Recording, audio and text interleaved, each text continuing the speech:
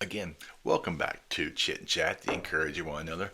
Gotta have the coffee and ready to get the ball rolling. Again, if this is your first time, second time, or maybe you caught all my episodes, who knows?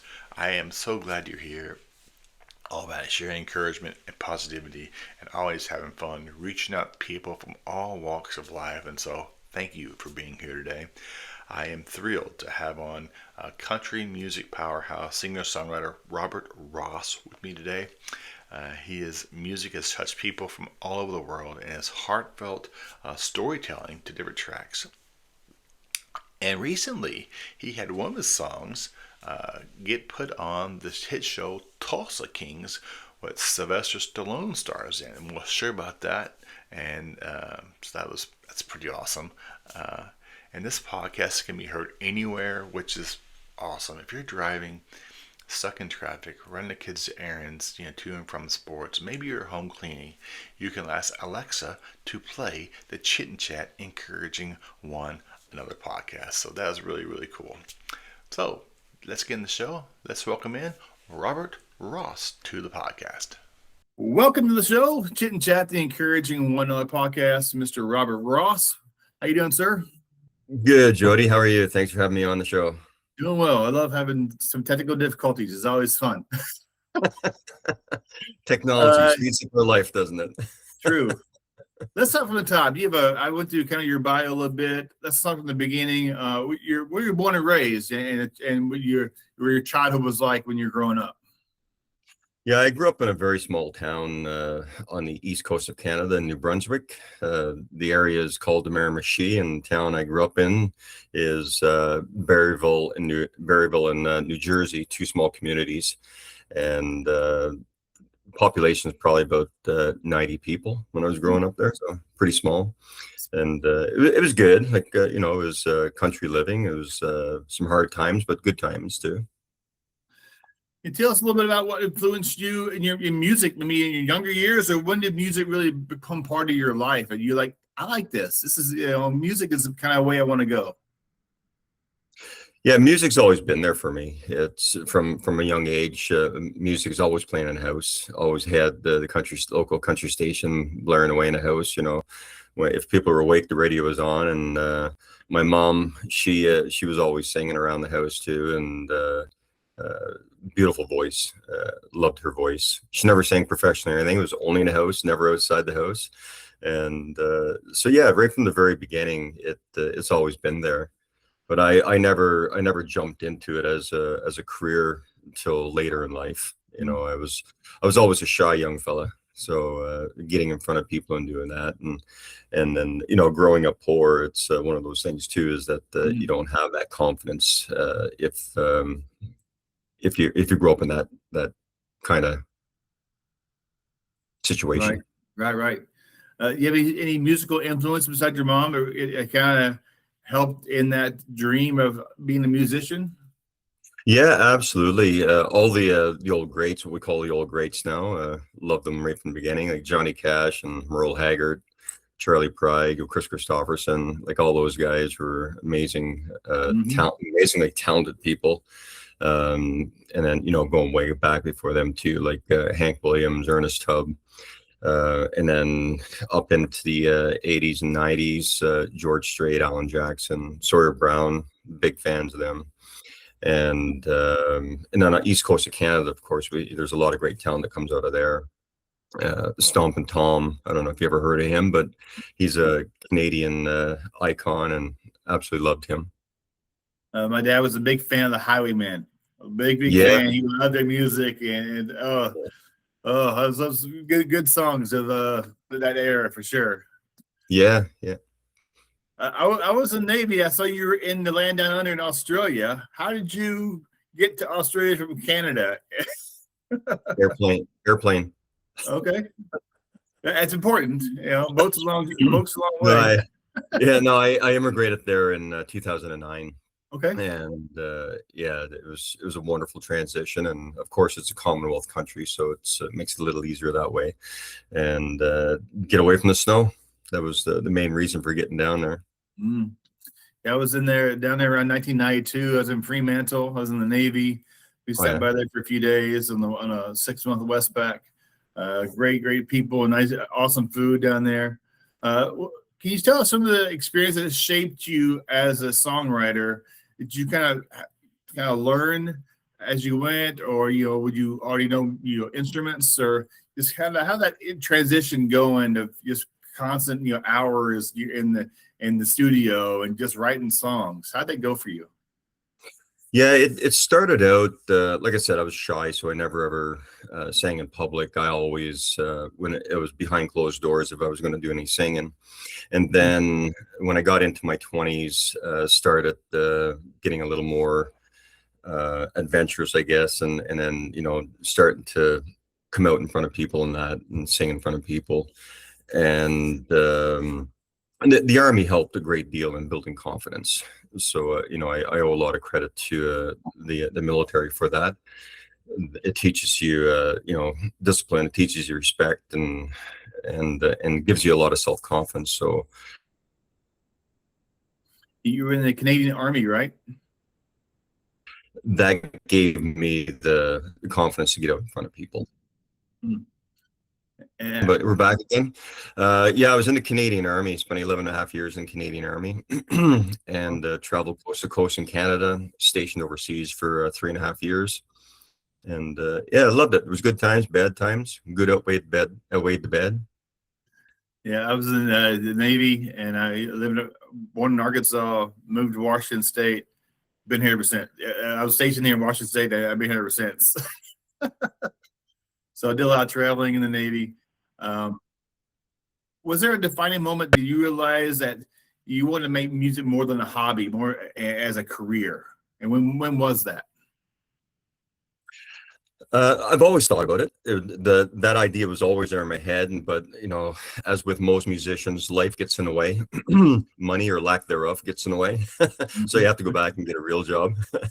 And it was right before COVID. It was about 9 months before COVID. I decided that okay, this is it. Jump in with both feet and make or break. So started doing music full time at that point. Pardon me. And then, of course, COVID hit and shut everything down. And it was like, oh, great timing. So yeah, things trickled along during COVID, and then in 23 decided to move to Nashville. So yeah, the rest is history here now in Nashville, and loving it and going gangbusters. Nice. During your music journey, someone come alongside you and kind of encourage you and inspire you? Maybe you kind of got the highs and lows of musicians. Sometimes you're doing great. Sometimes like nothing's working for me. Did someone come alongside you and say, "Hey, you got this. Keep pushing forward," and kind of encouraged you? Yeah, there's been a lot of people throughout my whole life that's that I've been able to fall back upon, and a lot of people that encouraged me. And in 2023, my beautiful other half, Sue, she's the main reason why I'm here in Nashville at the moment. And she said, haven't you always wanted to go to Nashville? I said, yeah. She said, well, what are you waiting for? Let's do it. And we jumped in with both feet. And I all credit to her and God that have put me on this journey here in Nashville. So she's a big inspiration to me. She's my rock, and love her dearly, and couldn't do this without her. That's awesome. Yeah, God's funny sometimes. He kind of has paths for us, so we don't have our eyes completely open for, and we come across those paths, and God's like puts us kind of true north to how He wants us to go, and just gotta listen. Absolutely. And I give thanks and praise every day for this great journey that I'm on, for the talent that He's given me, and it's I'm very respectful in that manner, that I realize that it's Him that's given it to me, and that I trust in His path. So that's what I've been doing for these past few years, and saying, I put it in your hands, God, and I'm here. I'm listening. I'm deaf at some, at the best of times, but I'm listening, and I'm trying to stay on the path that you set for me. So yeah, and having that strong foundation really keeps you centered. Otherwise Absolutely. you're kind of going 18 different directions. Absolutely. I agree 100%. And you need to have that. And it's not just blind faith, it's a true faith Mhm. that I'm following a path that's been laid out for me. I trust fully in what that path is. And even though I don't understand it sometimes and why things are happening, but God has put so many great people in my path. He's brought so many great people into my life, including my lovely other half, Sue, her and my manager, Michael, wonderful human being. And, the guy who produced my current album, Mr. Gilgrand, uh, up to a gentleman who just did this last project. I just recorded another 10 songs with another gentleman, Ben Click, incredibly talented human being. And guitar player that I'm working with, Jesse Tucker. There's just so many. I can go on to name. I apologize, I'm not mentioning everybody, but there's so many people that I have to give thanks to God for bringing into my life that are just there, because there's so many people in this industry that are here to take advantage, Mhm. and they don't care about what's happening with you or what's going to happen with you. It's just what can you give that person at that particular time, Yep. and Yep. call them sharks, and we've had a couple of bites, some couple of bigger than others, but for the most part, God has put some very amazing human beings in my life. I love that verse in the Bible, iron sharpens iron. When you're around people who are building each other up, who want to, just sharpen you. I love the show Forged in the Fire. And a little piece of metal is just like crap piece of metal. And they make a Damascus knife out of it, or a sword, or whatever. That's how Yeah, when you get around some good people, you can really sharpen each other up. absolutely, absolutely. And that's the whole thing about it is, there's a saying in Nashville that you have to find your tribe. And that tribe, and then again, another, to start throwing out cliches, rising tides rise all ships. Mm. So, and that's the way it is. I've found a great group of people, and hopefully we're going to get to the highest tide. I believe country music is all about storytelling. Mhm. I grew up in this. I'm born in the 70s, 1970, 80s, and 90s. It was all about storytelling. How do you balance honoring that tradition and making your sound uniquely yours in your songs? It's not something I really try. It's just like it's the gift from God, and that's what He's given me. And I can sing a rock and roll song, and it's going to come out country. It doesn't matter what it is. It's as country as it gets, and it's funny that how it works, and I don't understand the whole process really. It's songwriting is it's an amazing beast. It's how it happens, with a thought popping in your head, and then all of a sudden, other things start falling into place. And I've mentioned this quite a few times before, but back a few years ago, when you're writing, or when you used to be writing, it was always with pen and paper. And a thought come out, you put it down on paper, and then another thought, and then you write that down, and then you get another thought that should have fit in between those two things. So you write it up the side of the paper, and then there's little bits and pieces all over the place. And you're looking at this paper, and it's looked like you took a bottle of ink and threw it on there, and it just blots and everything, And then you have to take that jigsaw puzzle and then put it all together, and 8 pages later, you have a full song. And it was really incredible to watch that process. But now do everything on a computer, so you type it in, you just delete and put something else in, or you move Mhm. it down, and then that gets deleted later. So you lose all that history of how the song was created. At the end, you go through the whole process, and then you have a great song at the end, or you hope to have a great song at the end. Yeah. And then but you lose like the pieces of paper you had with all the little notes and all that stuff. You lose all that now, so that it's a piece of the song history that's lost, which is unfortunate. Last week I had Michael Card on my podcast, a Christian artist from Tennessee, Mm. and he been in the music industry for 30 years. So back in the days, that was exactly that, writing that Yeah, those notes in where it worked, where it didn't work, and just kind of edit that. Technology has just totally changed that. that's right. Yeah, yeah. And whether it's for the better or for the worse, it's very convenient. So I guess that's better. But where it falls into the worst category is that you lose that history. You don't Mm. have all those. I suppose you could probably keep all the little bits and pieces and have a separate file. That's actually a good idea. That just popped me in. I'll start doing that from now on. Not that I don't have enough files on my computer as it is now. Of course. Let's put another couple of dozen there. Do you remember the first song you wrote, and what was it, and when was it? The first song I wrote would have been back in would have been 1992 or 3. Okay. And I'd never written before. I'd never attempted writing. And I had this thought popped in my head one day. And back many years ago, it was June 19th and 20th of 1959. I wasn't born then, but I've heard a lot of stories about it. There was this devastating storm that blew up the eastern seaboard, and it was supposed to bypass us, but it hit dead center on the Miramichi area, and there's 35 fishermen that drowned that day. And so anyway, that story popped in my head, and within 15 minutes, I had sat down and I wrote that song out. I had the song and I had the melody, and it was like, maybe there's something to this, maybe I can do this. And that's how the songwriting developed. Now, I've asked a lot of musicians over the years, how do they come up with songs? Sometimes it's a lyric, it's a beat, it's a word. Is that, and everyone's answer is a little different. How do you, when you're thinking of a song or working on a song, what kind of transposes that to, I'm gonna go with this song, and how do you kind of piece it together to make it your song? Yeah, my most common answer for how do I write a song is I don't know. That's in God.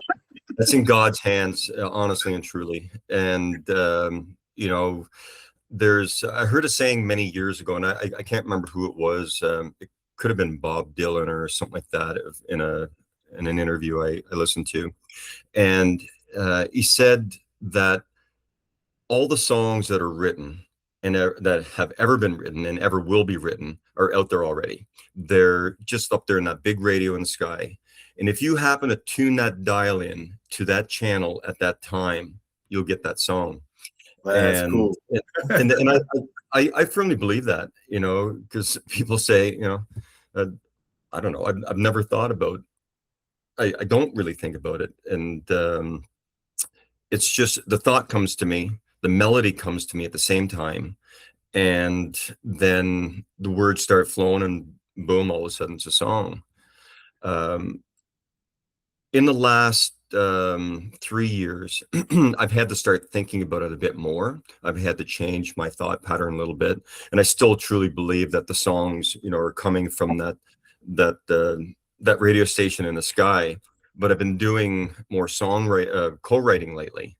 And of course, with co-writing, you never really know what you're going to write about until the moment. Mm-hmm. And, you get into a room with another person or 2 other people or 3 other people. And then it's magical how that happens too, that someone will come up with an idea. It could be a word, it could be a phrase, it could be whatever. And then that person will say that, the other person will jump on it and say, oh, that reminds me, this, and then boom, boom, boom, starts feeding back and forth. And it's incredible to be in that situation, to feel that happening. It's just absolutely amazing. It'd be cool to be a fly on the wall in areas like that when people are collaborating, just see the magic, come to life, just piece, boom, we have a song. It'd be fun to see how the creativity of artists work behind the scenes. Yeah, actually, I might do that one day when we're doing it right. Okay. Another idea for you. Video and then just piece it together. That's a great idea. Thank you. You're welcome. Behind the scenes. Go ahead. No, I was just gonna say behind the scenes of the song, right? There you go. My podcast has been nominated for a few awards. You've been nominated and you won a few awards. What was it like when you won your very first award? Was it like a pinch yourself, like, is this real type moment or what? Me and awards is kind of funny. It's I truly appreciate them because it's people acknowledging me and my talent. I don't I don't live for that. It's to me, it's you know, I don't even know sometimes what awards I'm nominated for, and not to discredit them or anything. You know, like I say, I truly am appreciative of them. But to me, the most important thing is the people that are loving the music when I'm playing it live. Yeah. And but yeah, it's amazing. I just won Male Artist of the Year in at the Red Carpet Awards in Europe. It was an incredible feeling, and I wasn't expecting it. I was sitting there and I had my jacket all done. I was sitting beside Sue, and we're listening to everything, and they write out the names and everything, and all of a sudden my name was called, and it still didn't click in. And Sue looked at me. She goes, "That was you." I said, "What?" She goes, "They called your name." So I had to get up and put my jacket up, and away I went up to the stage. So, but yeah, it was quite an honor, and I don't expect to win awards. If I do, I'm very incredibly grateful and humbled. You have a hit song that's on the hit show Tulsa King. Yeah. That's pretty awesome. How did that? Can you share the behind the scenes how that happened and your initial reaction to when they asked you about getting your song aired on that show? Well, honestly, I didn't know anything about it. I truly didn't know. I didn't know that my song was up for it or anything like that. And again, I was in Germany at the in Netherlands at the Red Carpet Awards, and I got a message from Michael, my manager, and he said, "Oh, by the way, your song Drink 'Em Down is going to be on Tulsa King." And we don't own a TV, so we don't watch TV. We don't know what the latest show is of the day, kind of thing. If we want to watch something, we'll pull up Netflix on the computer and watch a movie, and that's it. But like I say, I hadn't heard of Tulsa King, and he goes, "Yeah, it's Sylvester Stallone's new series. It's a series," and he said it's a big hit. He goes, "I love it." So we got back to North America. And I was heading up north, headed up the Eastern Seaboard and then up into Canada for a tour. And we stopped in New Hampshire on the way back, and some friends. I had seen clips of my song in the episode, but that's all I had seen. Just people sending me clips, right? So we stopped in New Hampshire at some very dear friends, and they're also very big fans of Tulsa King. So they're saying, "You haven't seen it yet?" I said, No. So they put the TV on and pulled it up and played that that episode, season premiere, and it was like, "Oh, it's pretty cool." You know, my name pops up on the screen, and the words start going out there across the screen. It's like, yeah, that's really cool. And so we watched a couple more episodes in season 3, and then when we got back to Nashville, thought, well, maybe, because it's a good show, really good show. And I said, well, let's get this Paramount Plus thing. And so we got it, and then started watching Tulsa King from the very beginning. And when I saw, like, the first time that I saw that episode and I saw my name there, it was like, yeah, that's cool. But then watching it all the way from the beginning, from season 1 right through to season 3. And then when I got to that episode and saw my name pop up with the words, it was like, wow, this is just so incredibly cool, because the soundtrack for this series is amazing. All the artists, like all the different genres and big names. And then all of a sudden I'm up there with those big names and everything. It was just a very surreal moment. Just like, wow, thank you, God. Yeah.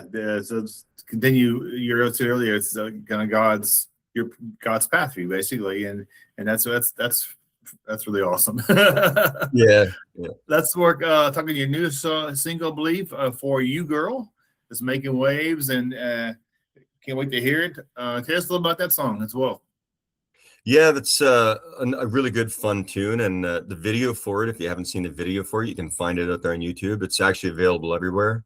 It's going to be heading out to the country music video channels here. Actually, today it starts. It heads out there, but it's been on YouTube for a little bit now. And like I say, it's filmed in Nashville. There's a few iconic spots you see.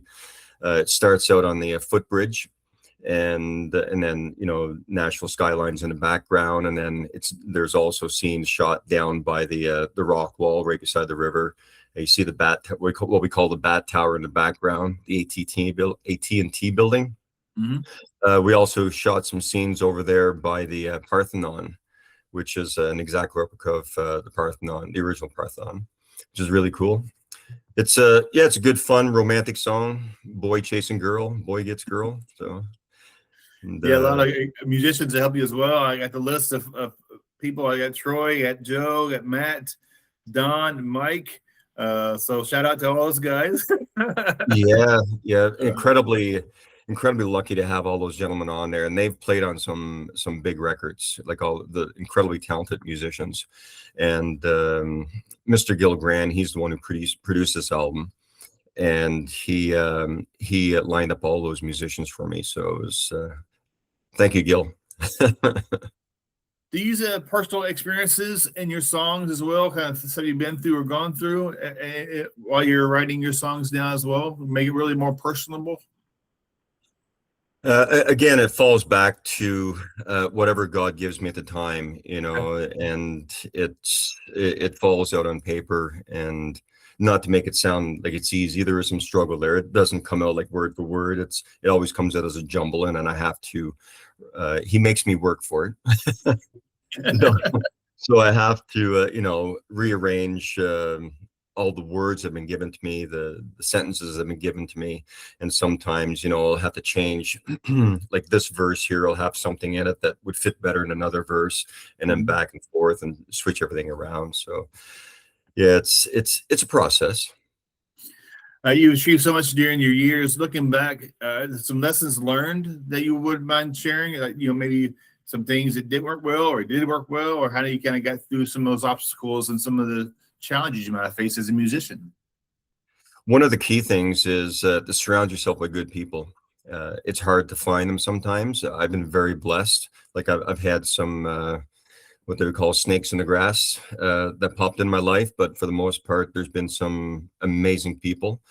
Surround yourself by good people. Listen to your gut. Stay true to yourself, and everything kind of falls in place that way. It kind of carries the next question. For inspiring writers, what advice would you give them in discovering and embracing their authentic voice? I think you just kind of covered part of that, just being authentic and being themselves. You can't be someone you're not. No. So do you agree with that? And then any extra input you might have on that? No, absolutely right. That's a thing that, there's a lot of people these days that go into the studio and say, oh, I want to sound like whoever. I want to sound like Morgan Wallen, or I want to sound like Lainey Wilson. It's like, what's the point? There is a Morgan Wallen already. There's also already a Waylon Jennings. There's also, Chris Christopherson. There's, all these great people that have created their voice. They are them. So don't try and be them. You'll never be them. So be yourself. You can take bits and pieces. Like with me, I get a lot of people they hear different things in my songs, in my voice, that say, okay, it reminds them of Don Williams, or reminds them of Waylon Jennings, or reminds them of Johnny Cash. But that's not the whole thing. I have my own sound, and that's the whole thing. If you're going to go out there and do it, you have to create your own sound.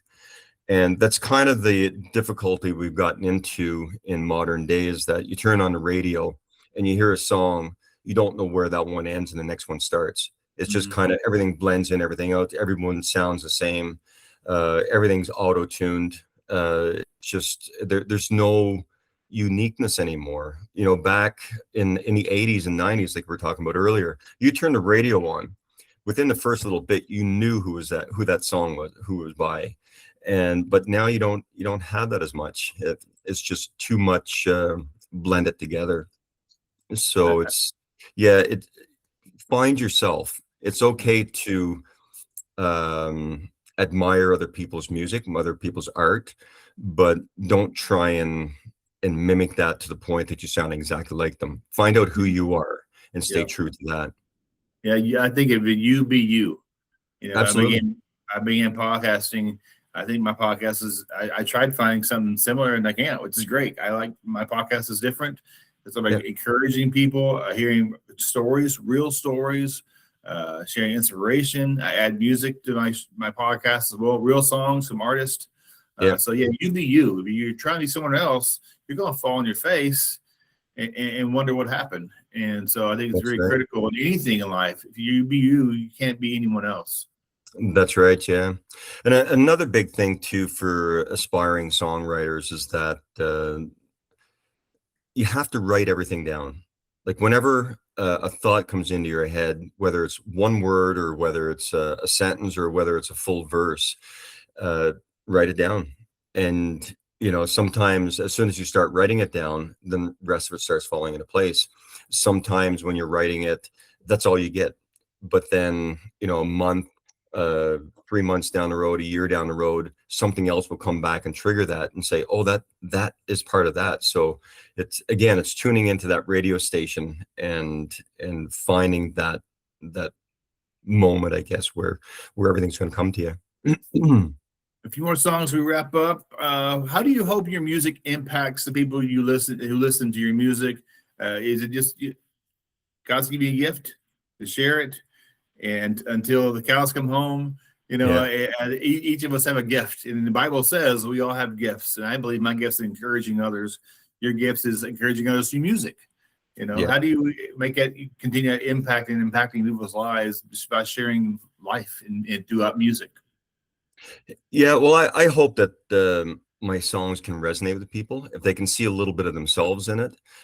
If it can help somebody out, you know, I've had like one of my songs, "Don't You Cry." It's on my first album, and that one I've gotten a lot of response from people, and they say they want it to be their final song. You know, they want it, their legacy song. They want to have that played at their funeral, and it's incredibly touching for someone to say that you know, at the end of their life they want that song to be played at their funeral. It's very heartwarming, very touching. But if somebody can see a little bit of themselves in one of my songs, if they can associate with it, if it's going to help them through something, if it's going to help them find something, it's pretty incredible. Would you mind sharing about your website? How people can, you know, check out your music or merch, or they see you in concert someday? Yeah. Well, hopefully we get to catch up someday in person and get out your way to play a show. But if people want to follow me, it's Robert Ross Music on Facebook and Instagram. It's Robert Ross Music, and on TikTok it's robert.ross.music, and YouTube Robert Ross. All my videos are there. My what do you call it? My website. It's robertrossmusic.com. And one thing I have to say is that on social media, it's one of those things that you have to do these days, and it's a popularity contest. So, you know, it's whoever has the most followers. So I do appreciate people following along. And if someone sends me a message, I do my very best to answer everything that comes in. You know, of course, it's hard to hit every single message, but I do my very best to see everyone. And if they take the time to contact me, I do my best to take the time to get back in touch with them. That's Love awesome. talking to people. My goal is always to encourage someone. If I can encourage someone through your interview or a song that's played, to me, that's kind of my goal, is to encourage one person. And if someone gets that and makes their day a little bit better, to me, that's all that really matters to me. Yeah, that's right. Yeah. And also, if people want to find me on the streaming platforms, you can find me there. You'll see this mug there. And yeah, so all my songs that have been released are out there, like Spotify and Apple, and the other ones. Apologize for all the other ones, but the other ones. And yeah, so if they want to find me, stream me, follow along, share. That's one of the biggest things people can do these days, is to share, follow along, share, and then comment. You know, because of the algorithms and everything, it really helps. Well, thank you so much for the time. Really appreciate it. I wish you nothing but the best, and may God continue to bless your, I'm gonna say, music ministry, because that's what it is. You're ministering to people throughout the world. Thanks for being on, and appreciate it. My pleasure, Jody. Thank you very much for having me on, and a big hi and thank you to all your listeners. And look forward to seeing you guys on social media and hopefully somewhere out there on the road. Sounds good. Thanks, sir. All right. Thanks. Bye now.